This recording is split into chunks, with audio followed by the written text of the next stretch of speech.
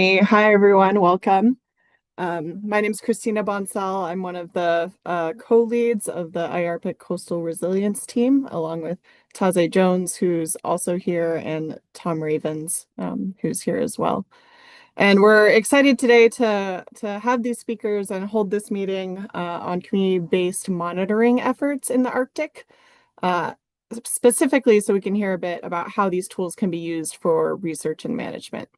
So today we have Donna Hauser from the Alaska Arctic Observatory and Knowledge Hub, or AOK as a lot of people know it. And then we have Karli and Brendan from the SIGN, the Seacoast Indigenous Guardians Network. So with that, I'll hand it over to Donna. Can I actually jump in as Donna starts sharing your screen? We have a AI note taker in the waiting room. Hi, everyone. My name is Hazel Shapiro. I'm part of the IARPC Secretariat and just helping Tony let folks into the call. And IARPC's policy is that we don't allow unchaperoned AI agents in our calls. The meetings are recorded so folks can catch up that way.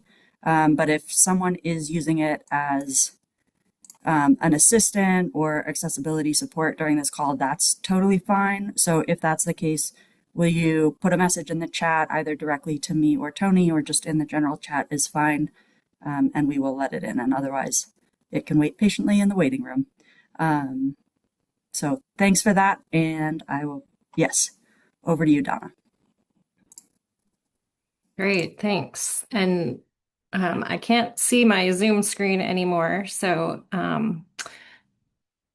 please unmute yourself and let me know if there's like a problem with screen sharing or you can't hear me or anything like that. But thank you for the invite to share a little bit today.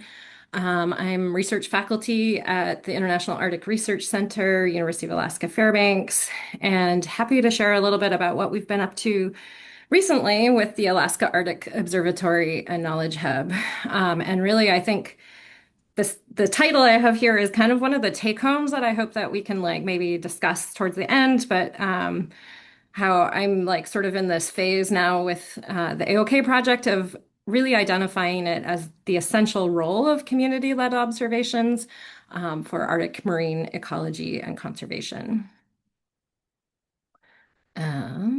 Okay, so I appreciate that IARPC always starts with a land acknowledgement, and I want to always like to start my presentations with this map of the Alaska Native languages because the state of Alaska is what makes the U.S. an Arctic nation, and this map really shows how all of Alaska, actually all of the U.S., is comprised of the homelands of Alaska's First Peoples.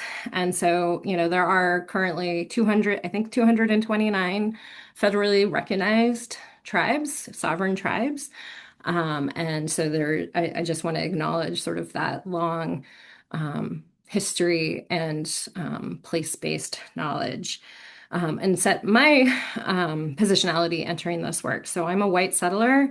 I grew up in Anchorage, actually where I am right now, on Donna lands, and that's really what's helped me grow my deep passion for Alaska's peoples and places and wildlife. So I went away for my training, my schooling to the lower 48. I was trained as a marine biologist. I especially studied marine mammals and their movements and behaviors relative to the changing environment and things like sea ice loss. And of course, marine mammals in Alaska mean so much more than what they do and where they go.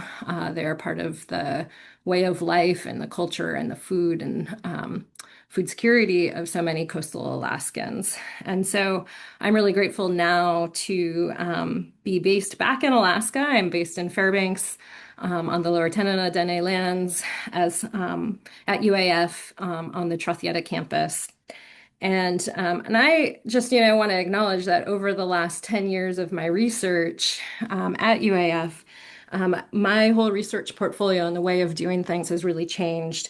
And it's been guided. I've been very fortunate to be guided by community partnerships and in particular, a network of coastal Inupiaq people who really helped me learn about how to do marine science in Alaska. And that's sort of recognizing this like over 14,000 years of Indigenous stewardship of the coastal and marine environment relative to our, approximately 200 years of post-colonial management, the regime that we're in now. And so I am fortunate to be the science lead and the PI for a project called the Alaska Arctic Observatory and Knowledge Hub. We do call it AAOKH for short. And I like to start with this quote from Guy Omnick, who is the AAOKH observer in Tikigaq or Point Hope. He says, global warming's happening. It's affecting different villages in different ways. I collect observations as an important tool for the future. We can look back on these observations in years to come and compare if there's any dramatic changes. And this is like a really nice grounding quote for sort of a lot of the foundation of what AAOKH is about, and also where we're moving forward now. I want to acknowledge also that I'm speaking on behalf of a large team of people, including several Inupiat observers, a large team at UAF of researchers and graduate students, and we're guided by a steering group that's comprised of community leaders and Alaska Native leaders, as well as academics at the university. So AAOKH is the foundation of AAOKH are these observations, these holistic, sustained, pretty much weekly observations that are made from communities by our network of Inupiat observers. So these are our current 7 observers in 6 communities from Kaktovik to Kotzebue. And in total, there are nearly 12,000 observations within our database. These are environmental observations that have been made since 2006. They could be things like wind and weather, sea ice conditions, ocean conditions, as well as information on efficient wildlife harvests, and just like what's happening in the community and from the perspective of the people who live there. We help facilitate knowledge exchanges between Indigenous observers and knowledge holders and scientists, whether they're at the university or in other contexts as well. A big component of this project being administered by the university is that we can facilitate educational opportunities for students at UAF, both college, undergraduate students and graduate students, and often, students that are from the places where these observations are being made, and they can actually apply that in their own research and own education. So that's a big component. And what I'll focus on today is increasingly an emphasis that has been advanced by the observers themselves to think about how AAOKH observations can inform Indigenous-led policy and decision-making. Just to take a quick step back, again, the cornerstone of the project are these observations that are made on a regular, sustained, year-round basis from these communities. But we also have the opportunity to work directly with a tribe or with a community organization to identify specific research questions they might want to pursue within their region. And so, there's a number of different observing protocols and types of research projects we've been part of.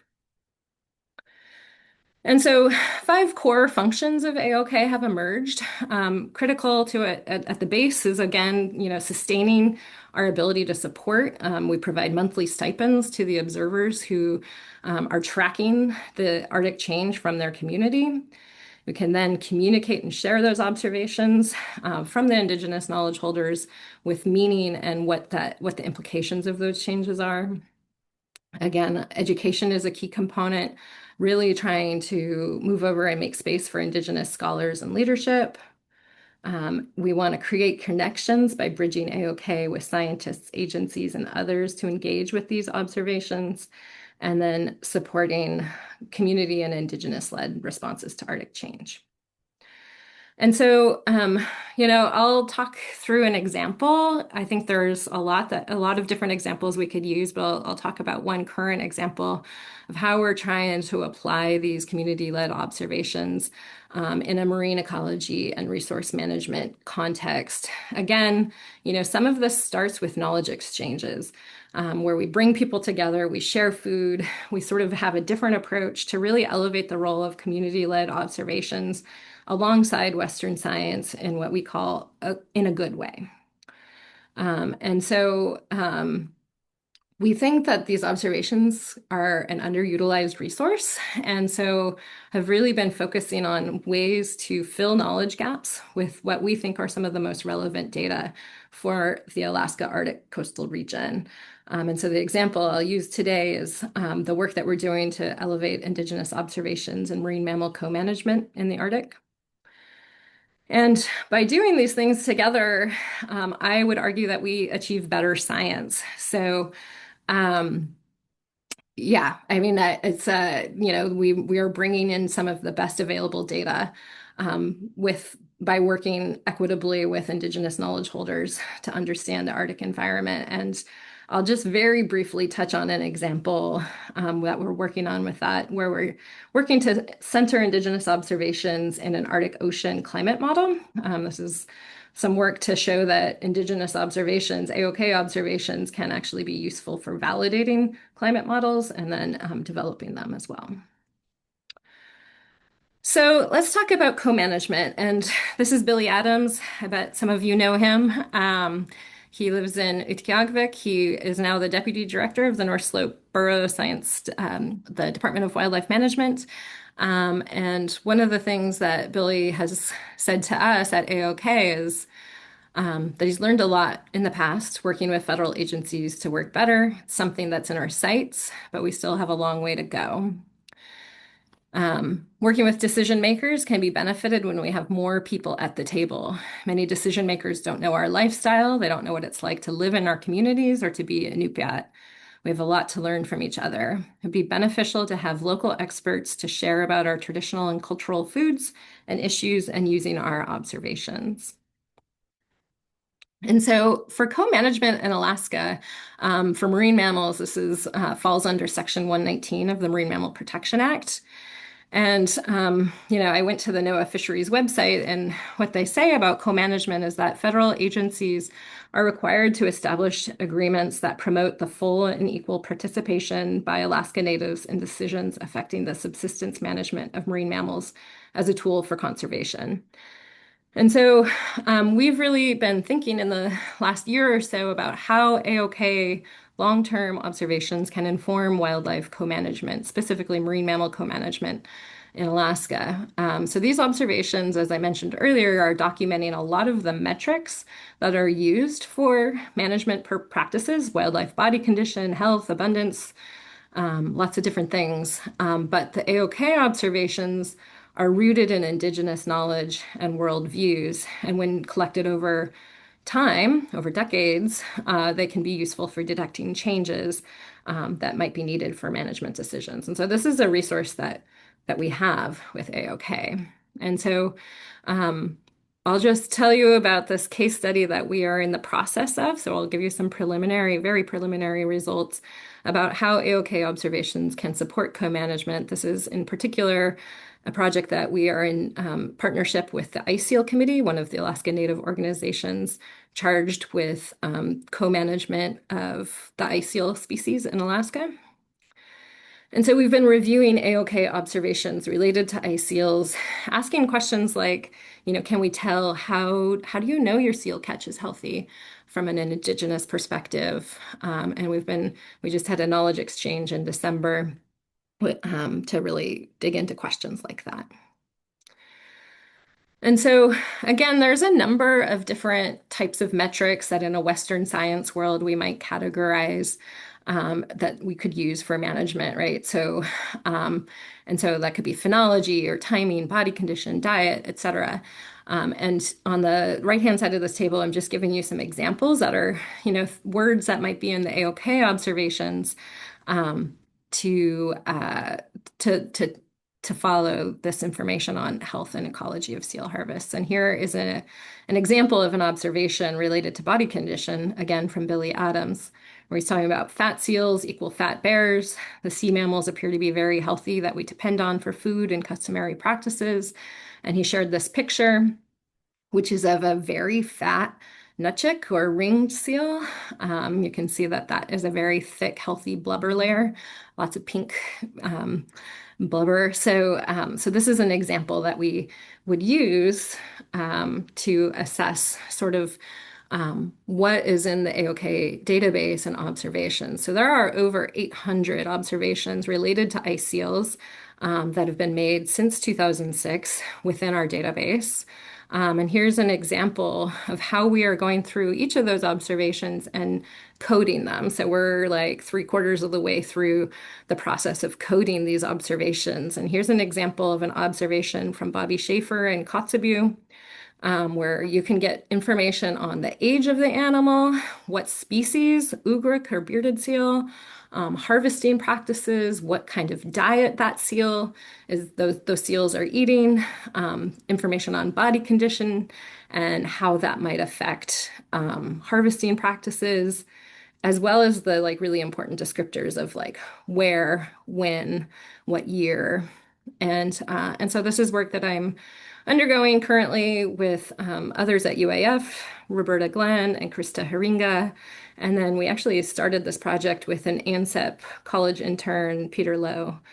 So they're pictured there in the bottom.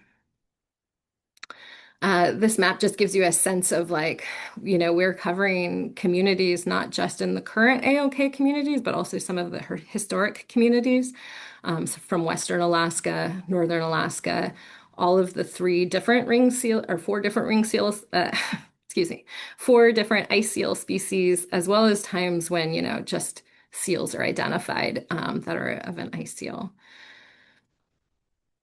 Oh, and we encourage people to use the AAOKH database. So again, there's over 12,000 observations. This QR code and website will take you to our data page. And the observations are protected by a data use agreement that we developed together with the observers in our steering group. So anybody who, creates a login and wants to get access to these data, they just have to adhere to the data use agreement. And really, I would say that in general, the observers really want their observations to be used and to be accessed. And that's been a big effort that we've undertaken to sort of revamp our data page in the last year or so. And then here's just one more example. If we look just specifically at like, well, what kinds of body condition or health or disease components were identified in these ice seal observations. It doesn't matter what the percentage is here. I think it's more that like there's a lot of different types of things that are documented in the health and body condition categories. This is another picture, an example of an observation from Billy Adams where he talked about an unusual bearded seal that he was harvested and talks about discolored blubber and didn't smell right, etc. Okay, and then just a couple more slides here. So one of the other things that we can do with these AAOKH observations is look at harvesting conditions. And so we actually ended up with 15 different codes of harvesting conditions. On the right-hand side here, you can see a list of several harvesting conditions that sort of impacted either harvest access or availability. And then on the left-hand side is like some of the 32 different environmental codes that were part of these observations. And I've just highlighted a handful of them. So things like a shift in a wind direction can really affect the need to wait for weather to improve to harvest, or high winds can create unsafe conditions, for example. So there's a lot of really interesting things to dig into with these data and these observations, and we're just starting to crack the surface of it. So some key points on this like case study is that I argue these AAOKH observations provide a really rich and holistic description of ice seals, which is spanning across regions and seasons and years and habitats and environmental conditions with impacts to their harvesting. And I didn't go into any of the details today, but there are some really interesting new insights also from these observations that, as a marine mammal scientist, that were kind of unknown to me at least, and then certainly can fill data gaps for times and places that are otherwise not regularly monitored in a Western science framework. This is also a more inclusive and equitable way to consider wildlife management and co-management. And I would argue we can achieve stronger and novel scientific results that wouldn't have been possible without relying on Indigenous knowledge and observations. And so I'll just sort of close out with another quote here from Bobby Schaefer, a Kotzebue AOK observer. Um, he says that I think everything we are reporting in our observations has climate change implications. The environment is changing, and we're witness to these changes. Reporting the events from year to year gives me an avenue to compare where global warming is going. The changes are happening at a more rapid pace. Not only are they happening in the Arctic, they're affecting our resources. And I feel the changes will continue to accelerate, but recording these changes will present a pattern that we can use to plan for the future. How are these changes going to affect food security? How is ocean acidification going to affect our sea animals and fish that are the most important resources to the Inuit? In the background here, I have a picture that's actually a little outdated. So this is from October 2024 flooding event where they had a big fall storm event. I could have another picture from just this past fall in 2025. And I just came back from Kotzebue the other day and heard a lot about now there's like essentially a new normal. There's these fall storms that are happening that never used to happen, and they're flooding these low-lying areas, on a reliable basis from year to year. And it's affecting their communities and it's affecting their resources. And increasingly, one of the things that I am hearing from our community partners and the network of AOK partners and observers is, we've done a lot of research. We know climate change is happening. And what are we going to do about it? How can we apply these observations for policy and action? Um, and so on that note, I'll just end by saying we have a paper that we're just getting submitted soon to describe an opportunity for the community members of, using Indigenous observations like AOK observations to partner with scientists and even with modelers. And so we've been working with Claudine Howry at UAF and others on sort of assessing whether we can use AOK observations to improve Arctic Ocean models in terms of their skill and the relevance to communities. And this is an example of a figure that I don't think I have time to go into, but I think it's a really good example of working together. And both the AOK observers and the scientists are really excited about this opportunity. Again, achieving better scientific outcomes. So I think I've kind of addressed all of this sort of thing, all of these points. So I'm not going to go into the details here, but the key point of actionable science that reflects the places and the people that they aim to serve is the direction that I think we all need to be going as we move forward. And so thank you. We have a number of partners and funding, and that is one of the challenges of a long-term network is to sustain that funding. So we're always looking for new partnerships. And yeah, and I'll just leave up this for a second in terms of ways to learn more. We have a very active Facebook page where we try to post recent observations. Our website has a lot of information. And yeah, hopefully there'll be time to discuss and have questions. Thanks. Thank you so much, Donna. If folks can give your clapping hand emoji to Donna. Thank you so much for that presentation. I think we're going to have discussion and questions at the end just to move things along. So I'm going to turn it over to Karli and Brandon.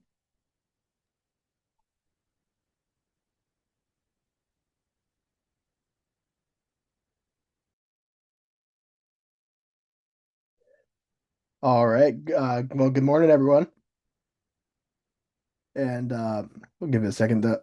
Karli to see where we're at here. But anyways, my name is Brandon Ware. I am the regional resource coordinator for the Seacoast Indigenous Guardians Network. And I'm based out of here. We're based out of Southeast Alaska. We are a partnership of 10 different tribes throughout Southeast Alaska that come together to form this network. And I'm actually personally based out in Petersburg. And a little bit of background about me is I am Tlingit. I am on my ancestral homelands. I am Nanyai from the Mud Shark House. And so all that to say is I'm from this area. My people have always been from this area. My clan's from this area. So I have deep ties to this area and the resources that it provides. And so I know for a lot of our network, it's the same way that our people have very deep ties to our area, which is why we formed this network in order to preserve and steward our resources here. But I'll pass it off to Karli if she wants to introduce herself.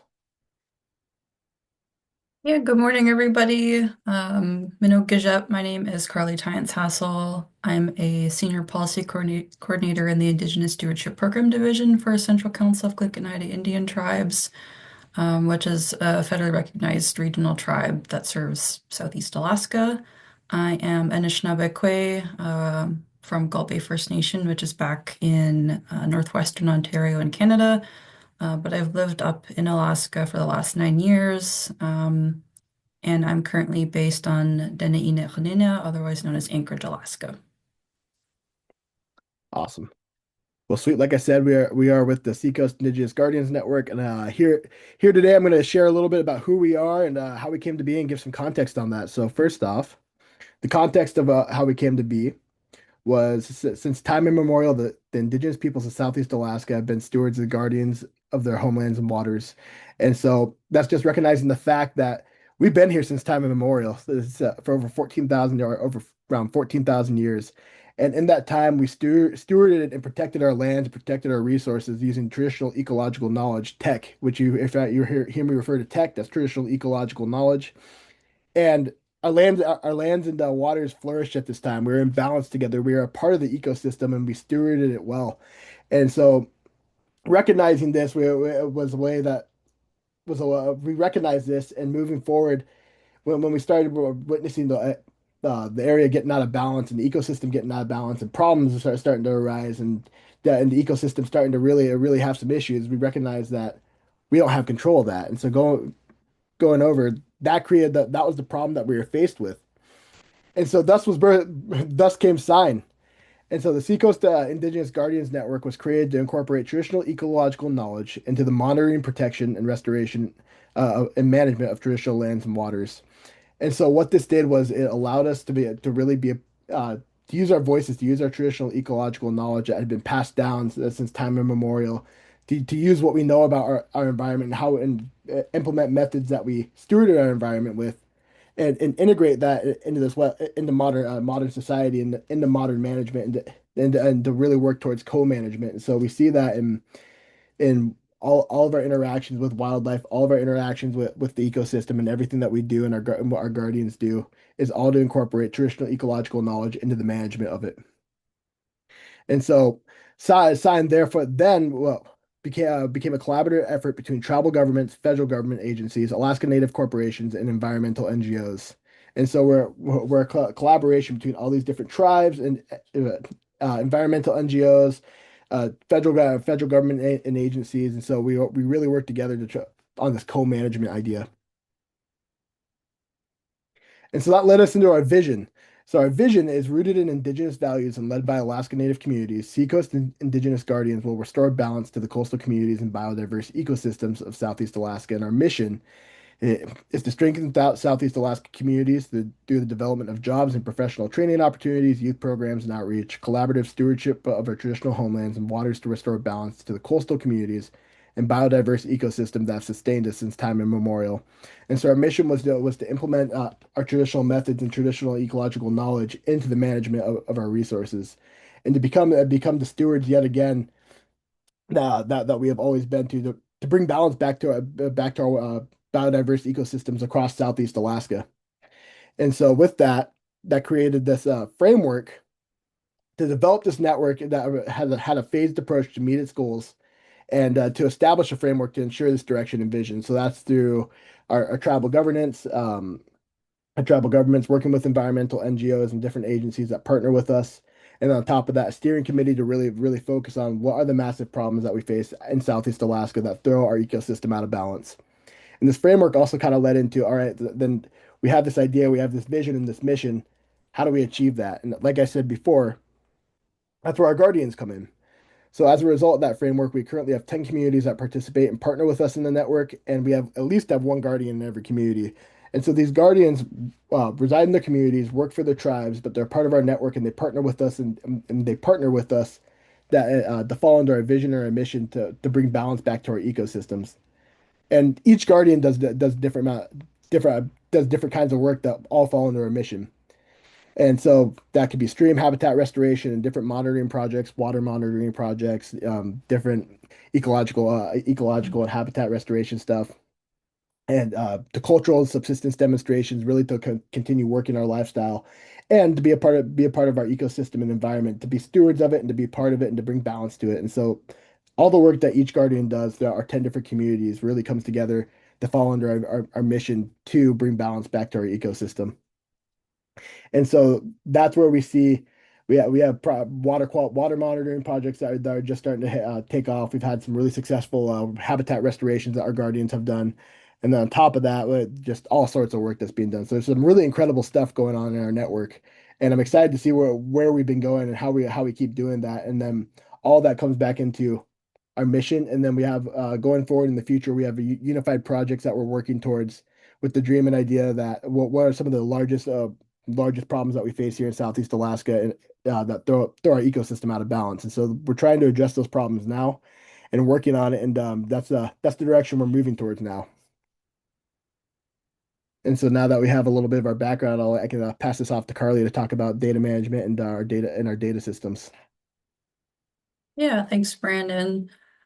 So yeah, data sovereignty really goes beyond mere data ownership. It really tries to emphasize inherent rights of communities to determine how their data is collected, stored, and accessed and shared. And we believe that data is not a neutral entity, but it carries cultural, historical, spiritual significance. And so Indigenous data sovereignty, people might have heard that before. It really tries to ensure that data collection governance practices respect Indigenous knowledge systems, values, protocols, and community needs. I believe that this requires a collaborative approach, and that process requires engaging with Indigenous communities as equal partners in all stages of the data lifecycle, including, the collection, but also in the analysis, interpretation, and dissemination of data. But it also entails building capacity within Indigenous communities to develop their own data governance frameworks, research protocols, and ethical guidelines that really reflect their own values and tribal priorities. So part of the support we aim to do through SIGN is to provide tools and resources and data collection infrastructure, and then later connect these to support strengthened community decision making through different metrics and analyzing systems change or regional change. Next slide. So tribal governing entities really require reliable, relevant, and current data to make sensible policy decisions, community decisions, and we're hoping to share more about an Indigenous-led process for building out a tool for that. So before diving in, I just want to acknowledge that, there are several reasons why we wanted to build this tool, but also one thing has been very apparent over the last several years with different administration change. I think a lot of us have seen many state and federal management programs and data products that a lot of governing bodies rely on. Those have been scaled back, delayed, operating at below optimal capacity. And so ongoing data collection that continues long-term time series is really essential to bring things like stock assessment or just address these changes in data streams. It just makes things really challenging when we can't rely on certain systems for decision making, and that can really lead to gaps that contribute to instability in things like catch advice, fish and wildlife yield, and We're also seeing, cuts to expertise, critical expertise, scientists, retirements, things like that, support personnel who are supposed to be collecting this really important data for decision making. And so I think what you've seen, the science and management enterprise in Alaska, and certainly nationally, will continue to be impacted by funding freezes or additional cuts in the future. So this is why we really wanted to have something in-house that could address those gaps and really train people to do that long term within our own region. And Indigenous data stewardship practices have been identified through different Indigenous scholars, the FAIR and CARE principles, OCAP principles. I think digital platforms or big data and open science databases can present new challenges and further inequities. But I think what we really wanted to focus on is a tool that really has the integrity and security to uplift Indigenous data sovereignty for decision making for communities in Southeast Alaska. And also, I think if the data governance process is incomplete or fragmented or, misaligned, that could lead to liabilities and trusted decision making, both internally and externally in communities. So to reduce that risk, we're really trying to also increase data literacy that can be achieved through training and education that is responsive to community needs. And so that leads us to our partnership with the Indigenous Sentinels Network. It's a longstanding program that's administered by the Aleut community of St. Paul. And ISN has over 20 years of experience in tribal environmental monitoring, data collection, and really the development of tribally owned environmental monitoring software. So our partnership with ISN has resulted in a sign-specific platform that is on your phone or, accessible through a web app. And that features customizable data collection survey forms, audio recording capabilities, different data reporting. And this is where our signed tribal partners are able to collect and store data while retaining sovereignty over the data they collect. Our app was launched in March of last year, so March 2025, with specific intention to have Guardians create and manage their own monitoring forms. And we're still in the early phases and stages of increasing capacity and observations. So one thing to note too is the Sign app is not publicly available and usable at this time. This was intentional because our Sign team really wanted to ensure data confidentiality and quality are kept intact, and all users are created by invitation only, and then trained through data collection methods or policies and procedures. We have a data access policy that was approved by our legal team, and then we have a few data principles, and those keep us grounded as we develop future tools and resources. I'm going to drop a link in the chat that has our data principles and data access policy available. You can kind of peruse at your leisure.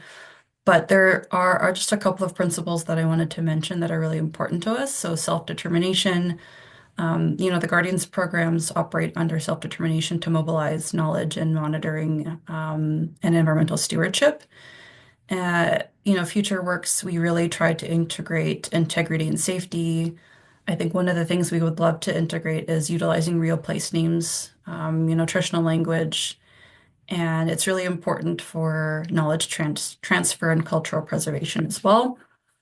But also acknowledging, I think data doesn't really supersede our oral histories and community stories, and our community and individual narratives can add color, context, and emotion to the raw numbers. So it's really important to utilize both Western science and Indigenous knowledge and science to kind of have a more holistic picture of ecosystem health. And just one last thing about the app too, there are multiple layers of administrative roles and capabilities that have been built into the sign system.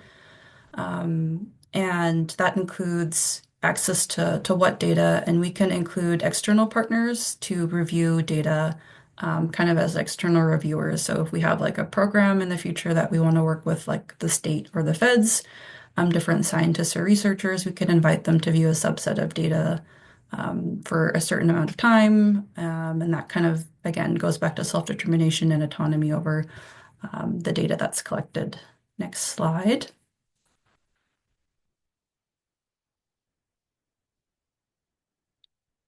I apologize that some of this is very small on the screen, but again, wanted to kind of highlight that the data can be anonymized or protected through a variety of measures through the Sign app to protect cultural integrity.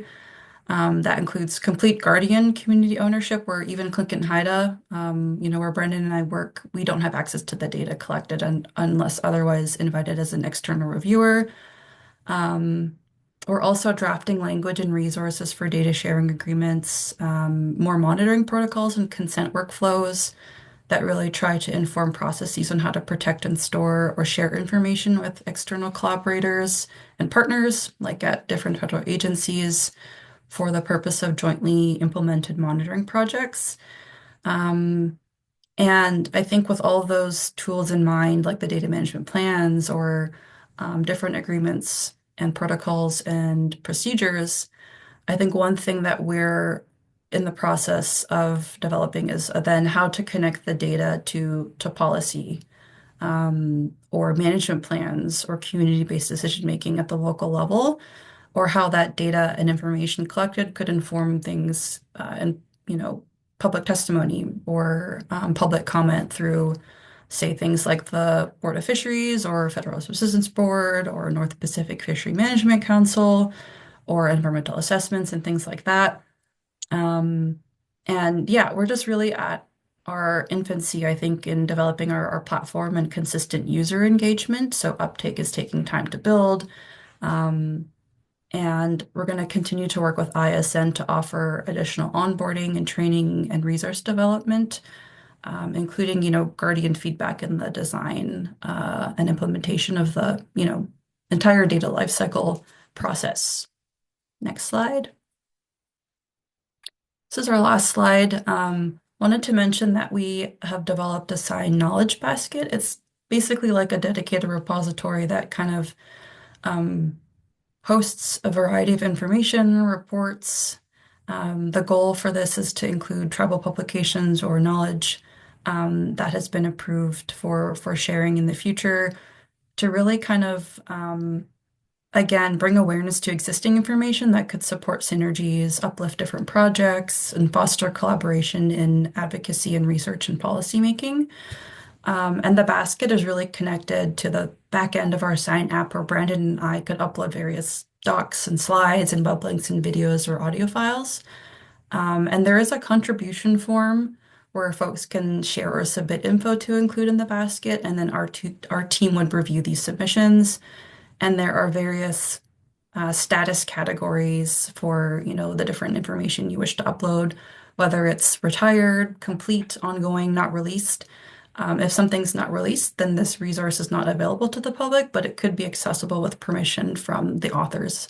And just wanted to note that the authorship and the ownership of the documents remains with the original authors and the creators. Anything could be removed from the basket at any time.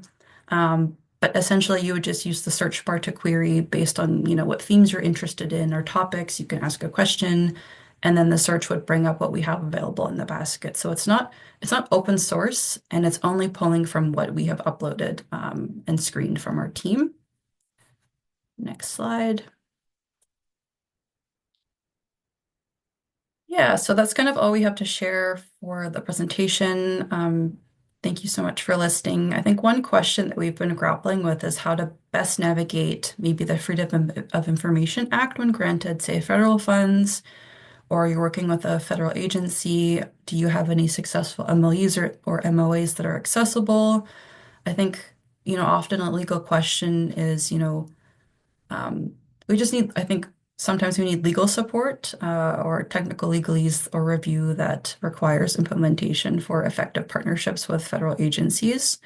But if anyone had any, lessons learned or insights on that front, that would be really great to discuss. But thank you so much for tuning in and listening. Yeah, good luck, Sheesh. Thank you. Thank you, Karli and Brandon. Clapping emojis. appreciate hearing those perspectives and how you guys handle data sovereignty and data management. So we're gonna open it up for questions for any of our speakers, so including for Donna. But maybe we can start with what Karli brought up at the end there, which is some of the I don't know, legal considerations for working with federal agencies. I think what you're bringing up is often agencies have the requirement that data become publicly available. Is that what you're speaking to? And so if folks who Donna or other folks, I saw that Natalie's in here, have perspectives on how you handle those things, we'd love to hear it.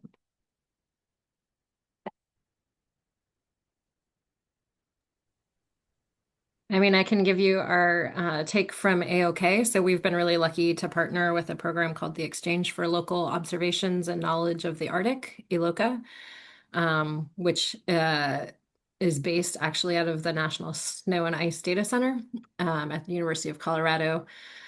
And it's a long-term partnership. They helped us establish our original database back in, I think it was 2015 around. And so through continued partnership, we've, just recently, as I mentioned, in the last year, it's actually been a multi-year process, but in the last year, I've really gotten to the point where we are happy with our database overhaul and really assessed our data use agreement. And one of the things, and it's actually through an NSF award that we've been building that partnership with AAOKH. And so one of the things that we just sort of standardized do now is like through that National Snow and Ice Data Center and AAOKH partnership, they've created a DOI. Our database is freely accessible as long as people agree to the data use agreement that we set up. And so as long as people are adhering to that and they're referring to our database citation and our DOI, that has already sufficed in all of our federal awards that we've had in terms of data sharing and stuff like that, is to be able to refer to that partnership and to that DOI and to that data use agreement. Does that help answer the question at least from the AAOKH perspective?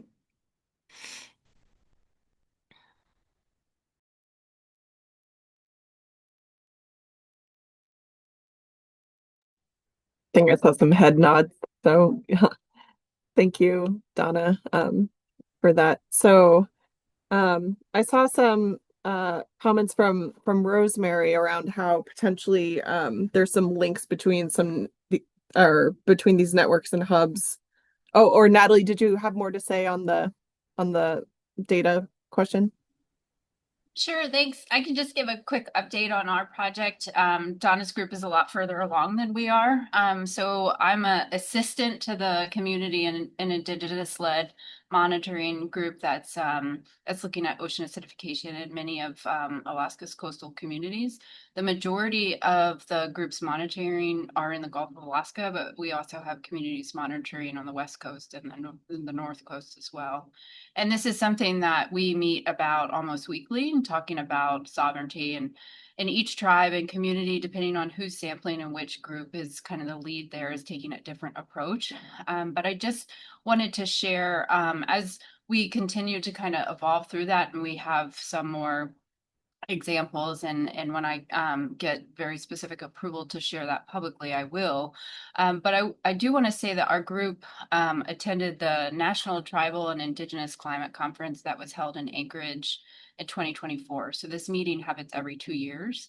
It is happening in 2026. They haven't released the city yet, but I'll share that with Christina, and maybe you can share that with some of the groups here.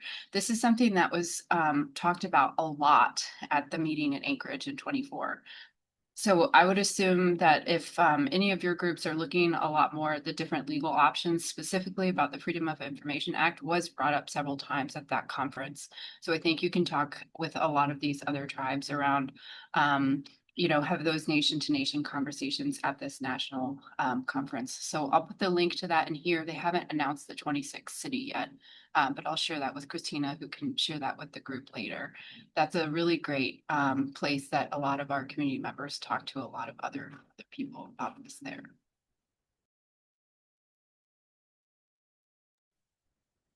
Yeah, thank you, Natalie. Yeah, so I'll share that out probably via Tony, who can help me with that. Yeah, any other thoughts on this topic of data sharing agreements and how we work through those challenges?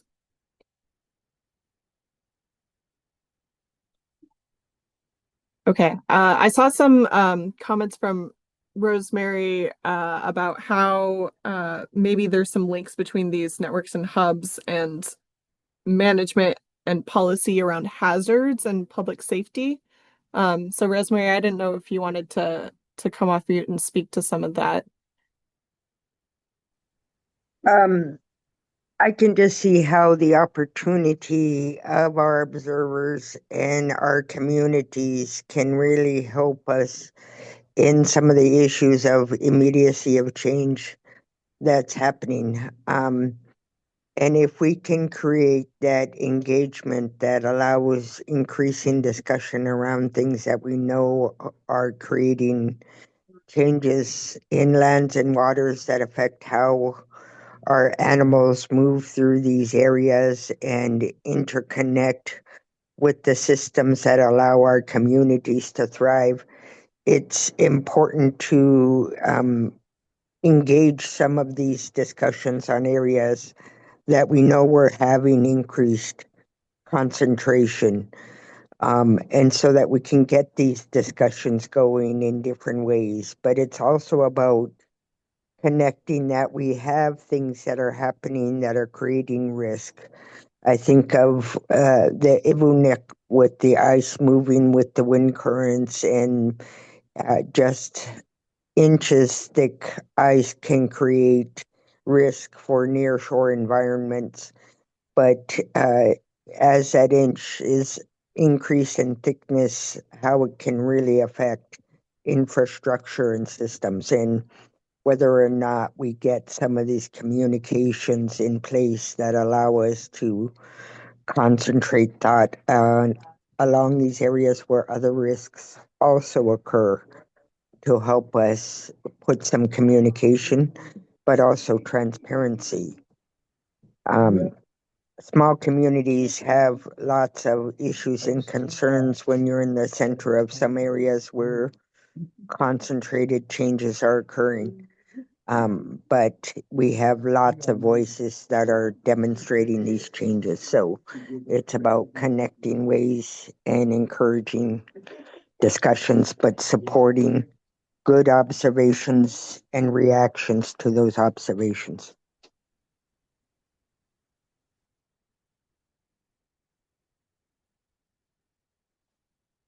Thanks, Rosemary.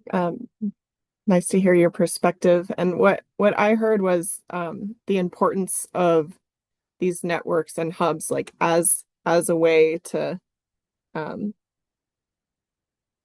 concentrate information, and then as a liaison, I think, between the folks who make decisions and what's happening on the ground level. So maybe our speakers can talk to their perspective on how they liaise and what's effective there. Yeah, thank you for sharing, Rosemary. I really appreciate hearing from you. And so for the AAOKH project,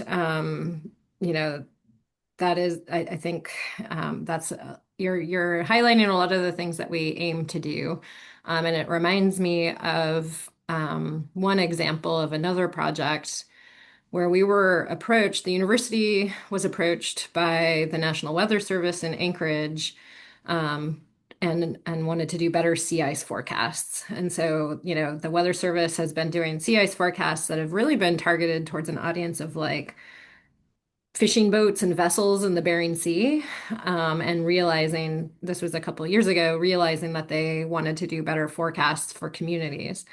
And so they had questions. We worked with them over a couple of years where we went to hub communities, Kotzebue and Utqiagvik in this case, to be able to meet with like search and rescue and community planners and the tribe and a number of local organizations and individuals and elders in the community as well, to identify like what are the things they need to be looking at to make better sea ice predictions. And interestingly, one of the key things was actually wind.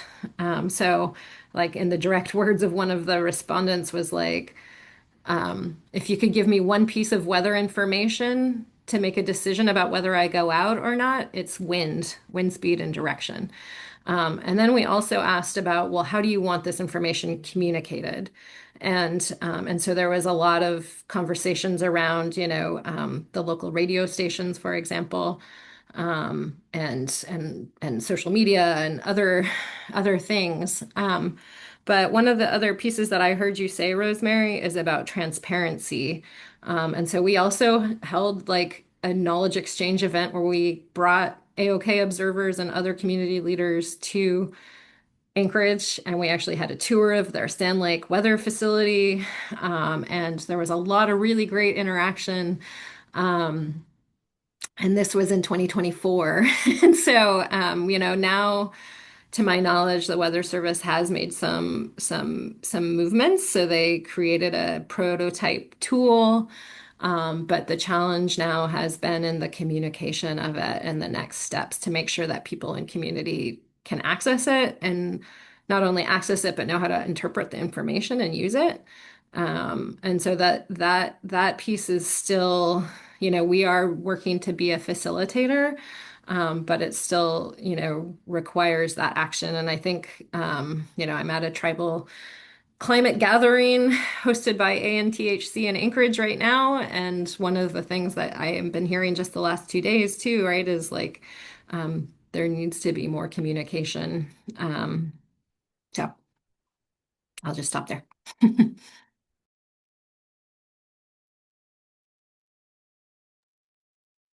Recognize we're at time, but I'll keep this really quick. Yes to everything that Donna had said. I think one thing that we would love to also do when it comes to communication in the future is to think about creative ways to share data that's culturally grounded and responsive, and doing that visually, working with maybe like an artist, like a local artist, to make something beautifully captivating and visually appealing. So that's definitely a goal of ours, of mine anyways. But yeah, thank you.